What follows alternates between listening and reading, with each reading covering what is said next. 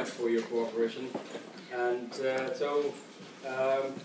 after lunch, it's always a difficult session because the blood system is, all the blood is in the tummy, and we start sort of feeling a little bit tired. Okay, so we think we are opening some windows and keeping everybody awake. And it's a pleasure now to introduce our next speaker, who kindly agreed to delay his input so we can actually have lunch. The next speaker is Satnam Singh from University of Copenhagen. Thank you very much for coming to this event for all the way. And his input is going to be on Gurmukhi literature in the court of Guru Gobind Singh, poets, translations and development. Thank you very much, Satnam. A big hand and a warm welcome.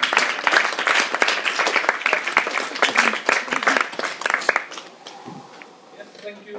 First of all, I'd just like to thank the organizers for hosting this event. It's been very interesting so far, and hopefully I'll be able to contribute with something new to what we've just heard about. Because I'm going to cover the same period, and talk about the Anandpur period, and what I'm going to talk about is the court of Guru Gobind Singh, and some of the writings that were produced at Anandpur. Not the Dasam Granth, but there was also a lot of other writings that were produced. We heard a few names before. I'm going to look more into that. I'm going to talk a little bit about the scholar poets, and then I'm going to go more into the influence of the court activities on later Sikh history, even up till today. And then I'm going to talk a little bit about the poets and the Dasam Granth. So this is like the framework of this presentation. First of all, there's a few things we have to be aware of when we're talking about these more than 100 scholars who worked with Guru Gobind Singh in Anandpur alongside some of the literal or scribal activities that were taking place by his own hand. And it is that we're dealing with a subject that doesn't really have that many sources. If anyone of you read my abstract, I talk a little bit about how the information is scattered all over 200 years of writing. So obviously we have a little bit of gaps to fill out there. The way we're going to fill out these gaps is by speculation and come up with some new theories. And that's what I'm going to try and do. And each conclusion of mine is based on what I consider representative data. This is how I'm reading the material. Just by a quick example, if I say that in the Anandpur court, Sanskrit works were also written, that's quite a big statement to make. And what I base it on is that at least we can find a few Sanskrit works that were written, and therefore I take it that these are representative of other writings that were produced as well. So it wasn't the only ones, but we're talking about more of a little team of scholars who got together and studying in this language. So a little bit of background. What was the call of the Guru? Well, basically, we're talking about a period that lasts 25 years, from 1679, which is the year the first writing was seen to have been produced, at least from what we have the year of, and that was the Hitudesha. And then up till 1704, that was the year Anandpur was sacked by the Mughals, and the libraries of Anandpur were burned down. So that in total is 25 years, and that's what we're going to talk about here. Like I said, there was more than 100 poet scholars who were part of the Guru's entourage, and I'm going to talk a little bit more about them, but I'm just trying to set the framework of what we're talking about. And what we have to consider here, what we have to understand is that Anandpur at this time in history, in terms of Sikh history, became a place where writings were translated, where they were studied after they had been translated, and then afterwards copied. So a translation was made, people would get together, study the content, maybe challenge the content, then they would make a lot of copies, and these copies would be spread to Sangats who came from far and wide to have darshan of their Guru, and then after they then in Anandpur, they would probably take these writings back home, which is quite lucky for scholars of this area today, because it means that a lot of these writings are still extant today in other parts of India. Then after they had been translated and copied, they were stored in a house in Anandpur. Gyan Singh in the late 19th century mentions that there was a house in Anandpur that housed all of these scholars. So he calls it a makan, and we can imagine that this was a huge mansion. He also mentions that all the writings were stored there. So during these 25 years, this house of scholars that Gyan Singh talks about, it came to comprise a translation borrow, also a library where people could read books. It became a book depository, a learning institution, the material we have today can show us that not only were these writings translated, they were also studied. We know that certain pundits and certain scholars sat and studied and then gave knowledge about these scriptures on to other Sikhs and other scholars within the court as well. Very interesting. Then as well, it became an academy of scholars from all over northern India. Gyani Gan Singh, for instance, mentioned that a lot of scholars came and a lot of scholars went. So there was quite a big traffic of scholars coming to India to Anandpur during this period.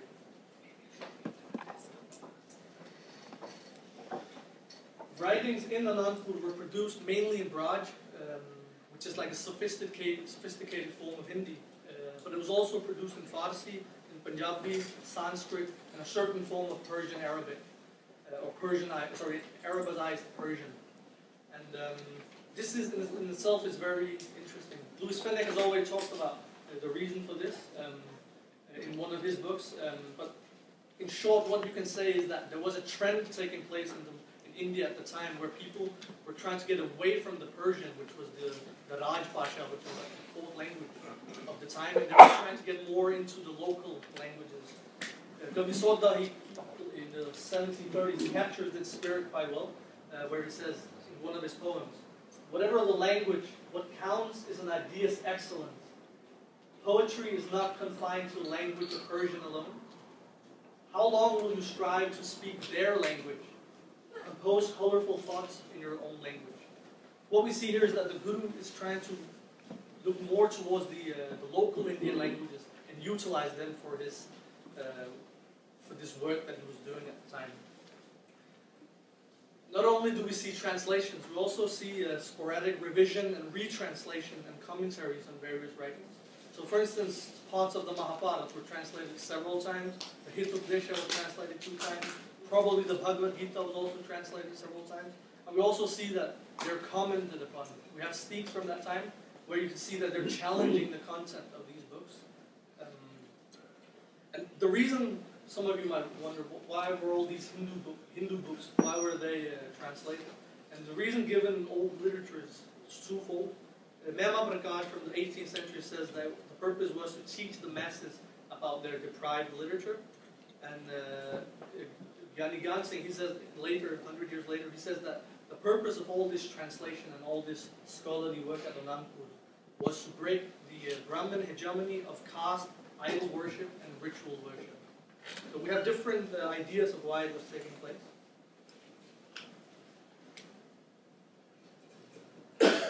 Like I said, a lot of the information we know about the court comes from later history, but they kind of set up the framework of what was taking place and why and in what form. And Santokh Singh, for instance, says that Bani says that Bani was composed in the 9 genres of traditional Indian thought.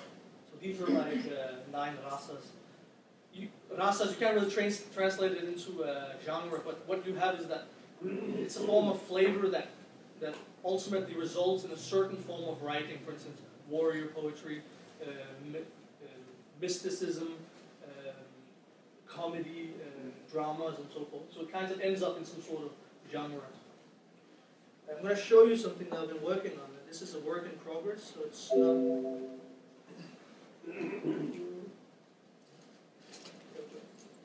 I'm working on this database.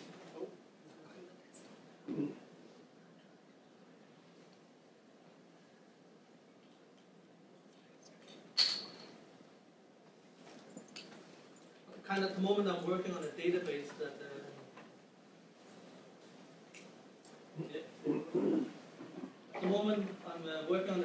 that catalogs all the writings that were translated in Anandpur from what has survived till this day. And we have the Upanishads. There's about 150 here, 150 different writings. And we have like the title in Gurmukhi, the author or the translator, what year it was translated, what language it is written in, what language it was translated from, what city, Anandpur, Konka, little information about the author or the translator, and also where it's stored in India at the moment, like which library it's in. And just like we have the Upanishads, we have, there's like 50 different Upanishads that were translated. We have the Gyan Surodhir by Prahalad as well. We have Farsi writings by Nandalal. We have the Ratnama of Chopasing that was being talked about before. We have Bag, which is Islamic writing, interestingly enough, from Imam Ghazali.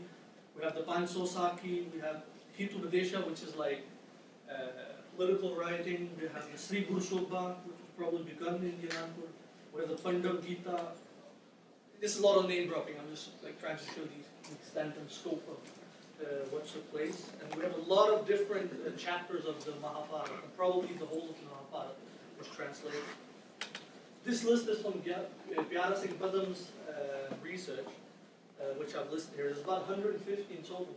And Gyani Gyan Singh in his Gul Khalsa, he also has made a list. It's not as extensive, but he mentions a few books that Pyara Singh Padam hasn't put in.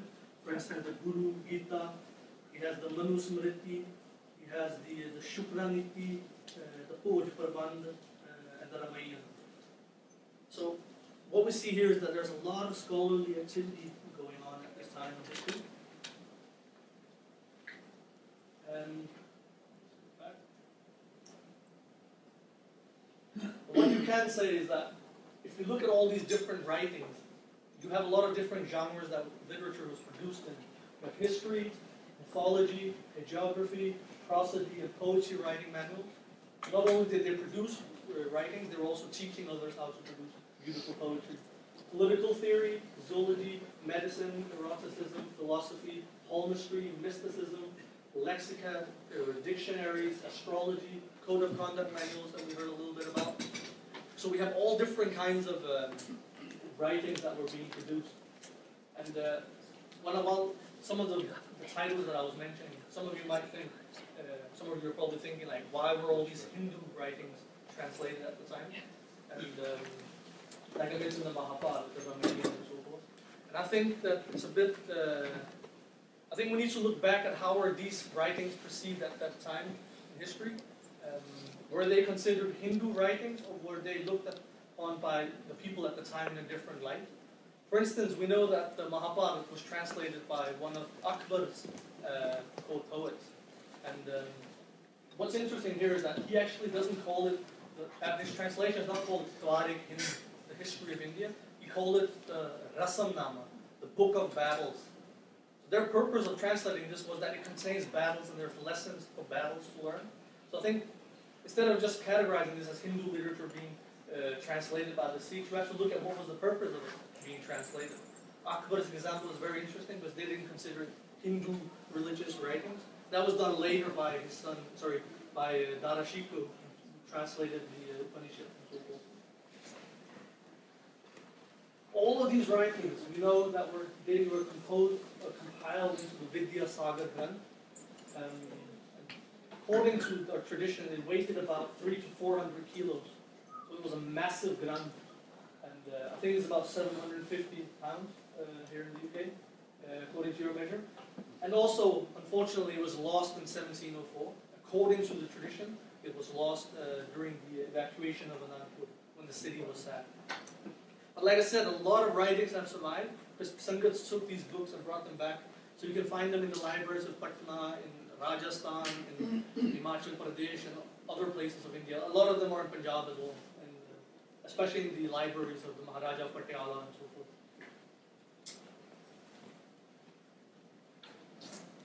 So the way I work with this material is that I look at it more, because now we're not talking about something that's extant today, we're talking about something that was lost in history. So what do we do with this data? How do we work with it?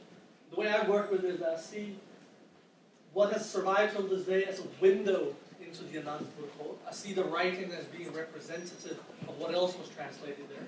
So if we have like one book that talks about this, I have a conclusion or a statement that this probably wasn't the only one that was translated. And you can also see that when one of the court poets translated something about political theory and how to set up a government and so forth, you can see that some of the other poets were doing the same thing. So you have different books that cover the same subject. Like I said, some 150 writings seem to have survived till this day, and that's only the tip of the iceberg, because a lot of it was lost along the way. Now, while I was doing my little name dropping, probably noticed that a lot of it was Sanskrit works that I was listing here. What about the Persian and the Arabic writings and translations at the time? We have in our history books, we have the names of people who taught Farsi in Anandpur and Ponta. By Nandajan taught it, by Nandalal probably most likely taught it as well. By Rai Singh, he was a Farsi scholar as well. And many of the Pandits from Kashmir as well. They knew Farsi and they were great scholars of it. So most likely it wasn't only Sanskrit works that were being translated, but also from the Islamic world. There's an interesting quote in the Gobind Gita from the late 1690s. So that's prior to the creation of the Khalsa. Which says, I have seen, the author says, I have seen translations of all the Vedas, Puranas, and the Quran, Middle Eastern scriptures. In all of them, I see the essence of one that permeates everything. The vernacular translations of Sanskrit and Arabic, two languages that were normally deemed heavenly, all are to be considered the languages of the same God. What we have here is that obviously we have the philosophical notion that no language is sacred, neither Sanskrit nor Arabic, and this is something we find in the Galveston and the Guru Granth Sahib as well. But also what we see here is that the author says, I have seen translations of the Vedas, Puranas, and the Kitab, the Quran. So this could be an eyewitness account, so to speak, that talks about some of the content that was there in Anandpur at the time. So what happened after 1704? Many of the scholars, they fled Anandpur when they were sacked by the Mughals, and many of them were killed in the Battle of Jamgaur and Mukatsa. But we know from the, if you look at other sources, the sources of the Damdami Taksal, we know that 4 of the scholars, they went from being the scholars at Anandpur to being the theologians at Damdam Masal. So according to their tradition, to their oral tradition, by Mani Singh, he joined the theologian there. There was 48 of them in total. By Mani Singh, by Ramkur, by Danda Singh, and interestingly enough, by Nandalal as well, according to their tradition. So obviously some of the activities continued within the Damdami Taksal school. Also we know, again, it's going to be a lot of name dropping here, Kavi Senapat, all of these wrote a history on Sikh, they wrote Sikh history books. Kavi Senapat, who wrote a history about Guru Gobind Singh, he was a part of the court. Kavi Sohan, who wrote a history called Guru Das Pasha Chemi, he was a student of Bhai Taram Singh, who was a part of the court. Bhai Kesar Singh Jibbar was a grandson of one of the court poets. Bhai Santokh Singh traces his lineage back to the court activities. Ratan Singh Pangu, Gyani Gyan Singh, and you can probably add more people to this list. So a lot of the reason I'm saying is that a lot of the knowledge we have today about our history and information about the Guru's lives actually comes from people who later on in history somehow were related to the Anandpur court through these different lineages they have going back. Interestingly enough as well, early British translations by Dr. Leighton, who we heard about before, they were exclusively thought to be writing from the Anandpur Darbar. If you look at a list of what he translated, all of it can be traced or was believed to be able to be traced back to the Anandpur Darbar. So he translated the Prem Sumara Granth twice, the Gyan Ratnavali attributed to Bhai Mani Singh, who was a co-poet, the Vichitra Natak from the Dasan Granth, the Ramkali Pasha Dasme by Gurdas Singh, also believed to be a part of the Anandpur Darbar. So we can see that one of the reasons Dr. Leighton didn't translate the Vars of Bhai Gurdas or the Janam Sakhis or the Guru Granth Sahib, which were even earlier material closer to Guru Nanak. But instead he chose to focus on the translating stuff from the Anandpur Darbar. It kind of reflects, that's how I read it, it reflects the status that some of his literature had at that time in history. The Prem Sumara Granth, the Gyan Ratnavali, the Vichitra Natak, and so forth. Also another interesting thing is that the present-day Rat Maryada from Damdam Taksal shows clear influence of the court poetry writings. You can see in their Maryada that some of the metaphors that are used, some of the analogies that are used, they come from the Rajniti of Janaka, which was translated by the poet Kavi Senapat. So already there, they don't mention that this is where it's from, but you can actually see that whoever authored this document had studied the Chanakya as well, which also makes sense because the Chanakya Rajniti is a part of the Damdam Taksal curriculum. Already here you can see that till this day there's a lot of you can see till this day that there's a lot of influence that's going on. Alright? Do the writings of the we talked about this quite a lot. Do the writings of the poets contribute anything to our understanding of the evolution, style, and authorship of the Dasam Granth?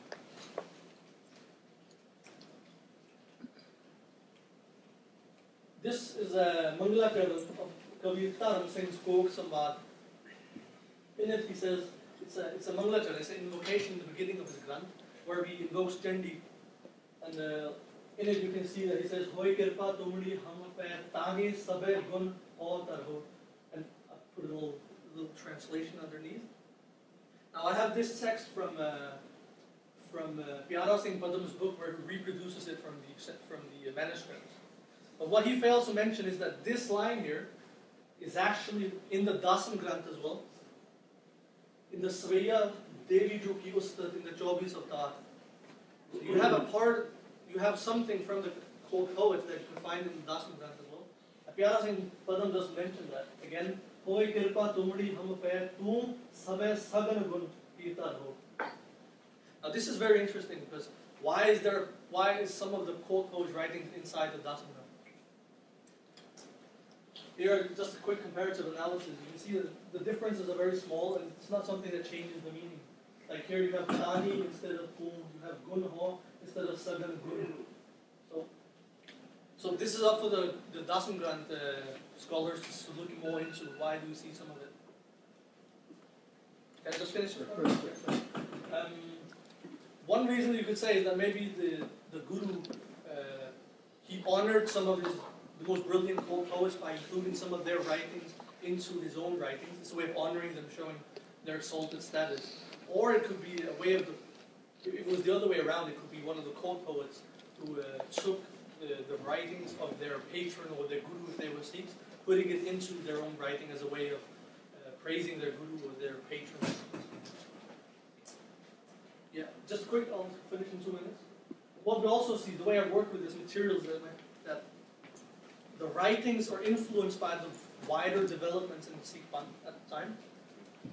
So, we kind of, if you look at this database, you can see that in the early period, the early years during the 1680s to the middle of the 90s, you can see that most of what's being written is translations. Then in the later period, from 95 onwards, you can see that we start seeing commentaries on existing writings and original works being produced that challenge these earlier writings.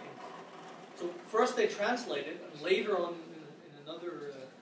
in another way they kind of start to challenge what they have just translated earlier. So that's kind of interesting. An example of this, the Govind Gita, Prem Sumara, Karyatam Prakash, Hitubadeshti, and so forth. Again, name dropping, but these kind of go in and challenge and come up with new ideas as well. Just to finish off, question for further research.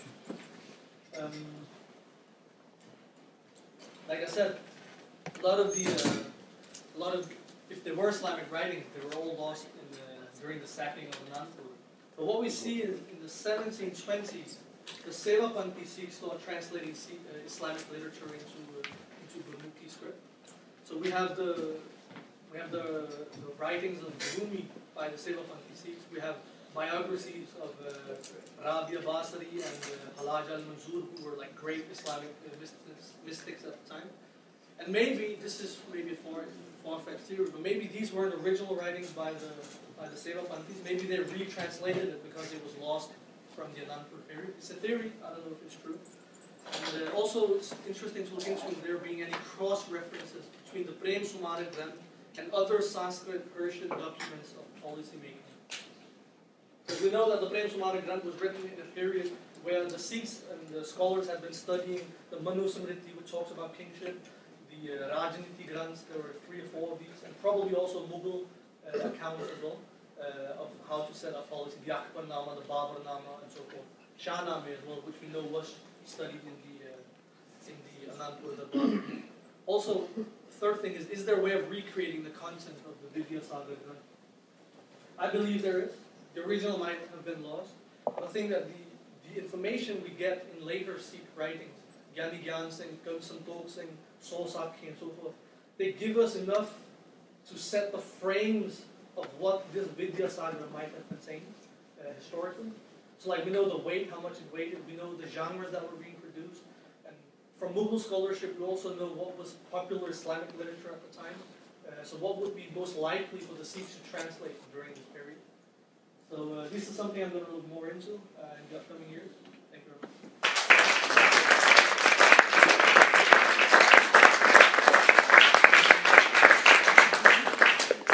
Thank you very much for that insightful contribution.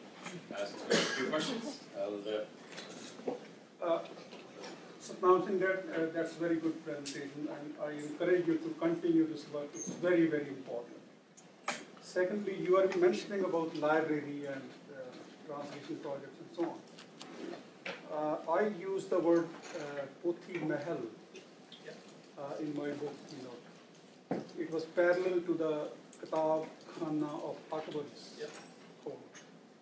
So the first Pothi Mahal was established at Ramdaspur. So Guru Gobind Singh did not start anything new, it was already continuing tradition. And Guru Tegh Bahadur had also started establishing the Pothi Mahal and so on. So it was the continuity, but it was much more elaborate during the time of Guru Gobind Singh. And I'm really surprised. Normally we talk about 52 kavis, and you are raising the number to double that. This is very important.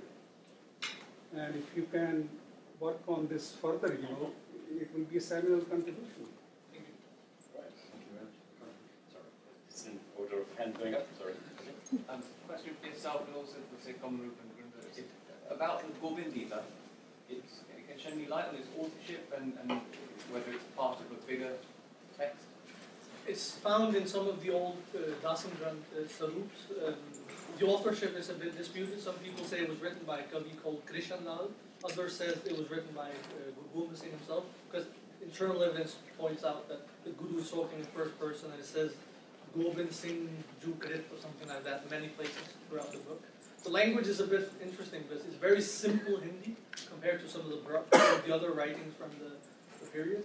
Some of the writings on the Dasam Granth, for instance, they're quite tricky to read, but the Gobind Gita, which is also attributed to Gobind, is very, very straightforward. It's very, very simple, and in many places resemble the Guru Granth Sahib much more.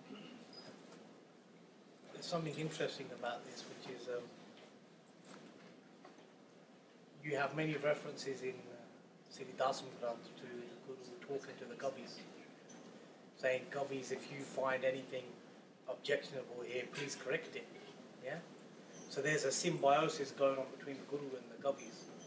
And in one edition of the Mahabharata, which was a court poet production, it was written by a number of court poets.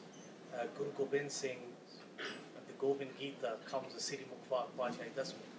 So the conversation between Siri Krishan and Arjun, the Guru, he decides that he wants to translate that Adhyay himself. And that's why the Gobind Gita, you'll find that in the Patna Sahib Sarup. So what they've done is when they've sent that Sarup to Patna Sahib, the literature that they could find, they've compiled together into one Sarup. But that's why it doesn't feature in the other recensions of Dasam Granth, because technically it's a part of the Mahabharata. What's interesting as well is that Kamaru mentioned that the poets keep saying, if you find any errors, please improve it. The word used is sudhar.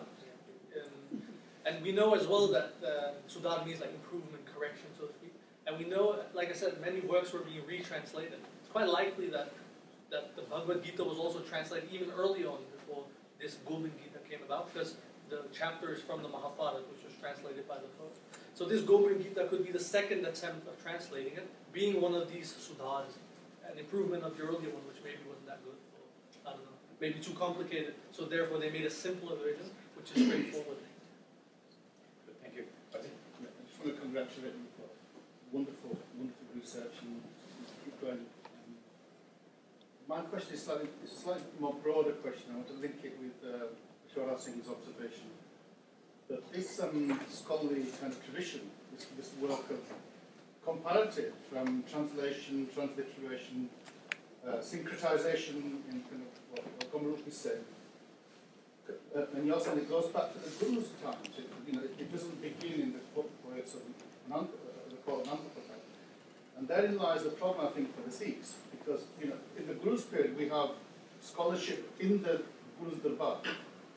Today, scholarship is almost banned in the Guru's Darbar. It's done in the universities. And I think that's because there's a kind of one emotional bond that people have to scripture, which is revealed scripture. And where there is revealed scripture, there's no scholarship, there's no borrowing, there's no syncretization, there's no transliteration. And I think this is a kind of bridge that we have to cross and reintroduce into our Buddha. Say, look, actually, your literature is stronger because of this kind of comparative analysis, and it doesn't weaken the message. And I think this is therein lies the problem, I think. Also, can I just add a quick thing? Just for your question about the Govind. What we also see in the second phase, which I call it, where they go from mere translation to commenting upon, challenging, and so forth. In this period, we also see a closer resemblance to the warriors of the past and the context at the moment in Anandpur. So, for instance, in the Govind Gita, the author also says, for instance, which might be considered quite controversial by some, but the author also says that for instance, it's a Tika Karvat, so it's a commentary. It says, after the chapter, the 10th chapter, it says, the Sikh who adopts the teachings of the 10th chapter, he is my Khalsa. And it says these teachings were given by Krishna to Arjun, but they apply likewise to the Khalsa. So here you start seeing commentaries, not translation. The Kavis start to put it into a contemporary context as well. This is why I call it the second phase, because it starts getting much more. Right. Thank you very much. Come on. Last question. Touching upon the earlier tradition of scholars or poets with the Guru, you're probably aware in the Sarsaki, I think there's an anecdote of the fifth Guru and the retinue of poets he had then. And that might suggest that some of the literature we're looking at that we think is from the period of Guru Gobind Singh, it might go back even further. And I remember in my dissertation I came across a book in the Wellcome Trust Library here near Houston, and it was a medicinal granth, but the Kavi is written, this was written in the time of Guru Tegh Bahadur Ji. So you've got the Sarsaki claiming that, you've got manuscripts claiming it, and the other bit of evidence myself and Gurinder uncovered was Dr. Leitner's work, and he actually examined the Vidyasagar, Anandpur Sahib, and he talks about the Guru having corrections on this big volume. So I looked into that one as well. Leitner lived in the 1880s. He wrote a book about education in Punjab. He says that there's a granth in Anandpur, more than 4,000 pages, and it has the handwriting of Guru Gobind Singh all over it. Unfortunately, it doesn't mention the name of it as far as I remember. But what's interesting is that if you look at the Sarups of Dasam Granth and the Guru Granth Sahib, at least from like Punjab Digital Library and whatever's catalogue, most of them are about 800 to 1,200 angs or pages. So this is 4 times as big as the Guru Granth Sahib and the Dasam Granth. But yeah, I don't think he mentions the name of it, does he? he doesn't mention the name. It's But from the characteristics, it's quite telling. Yeah, I just thought it maybe might be part of the Vidyasagar Granth as well.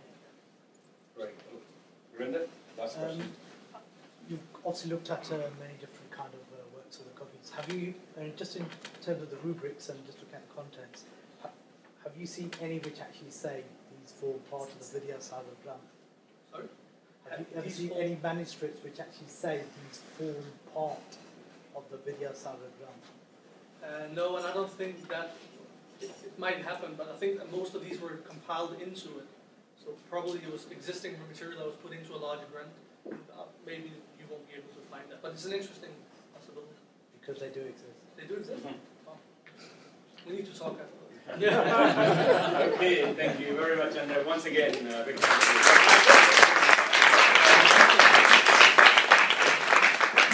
you. Okay, quickly.